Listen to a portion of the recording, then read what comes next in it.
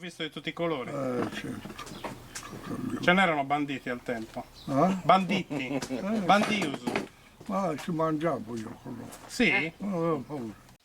Quando è nato lei? 1911, 14 marzo. 14, ma quindi è del segno dei pesci. Adesso che dicono che c'è molta crisi, cosa ne pensa lei? Certo, la crisi dei giovani c'è. Lo sbaglio è del governo, no? Perché ha tolto l'agricoltura dalla Sardegna? A Borolo ho conosciuto 30 paia di giovani, e trebbie, denaro non ce n'era. Qual è il segreto per arrivare alla sua età? Alla mia età, mangiare bene. Queste invenzioni qua servono? Queste cose qua si può... Quello è utile. Utile? Caspita, si trova strada, telefono viene l'aiuto, quello è ottimo. Però comunque si può vivere anche senza.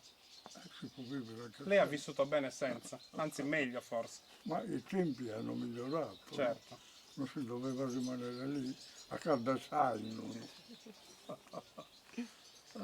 Si andava alla bottega con un soldo, una isina e zucchero e una isina e caffè, 5 centesimi. Non ce n'erano quanti. Ma cosa si mangiava al tempo? Mangiare era buono. Mangiare era meglio di oggi. Cosa c'era? Fiocchia su porco, Il un maiale? salbette che adesso salsiccia, sull'aglio, faceva il formaggio. Si mangiava i ceci safare, su viso, su cavole, per favore. Si è divertito? Certo. Ero un cavaliere, andavo in piedi sopra la sella, a Sì? cavallo. Cavariglia. 40 anni di pariglia ho fatto. Dove andava? In tutti i paesi della Sardegna? No, nelle nostre feste. A Borore? A Borore, Sindia. Sindia.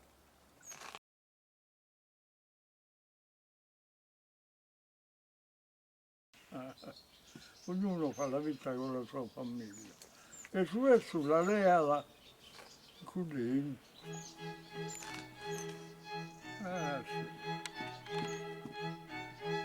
Incredibile, c'è una lucidità. Male. Ehi! Ma sono vaccino. No! Saluti a tutti. E venuti a Borore, da Sia Antonino e Pietro Mereu.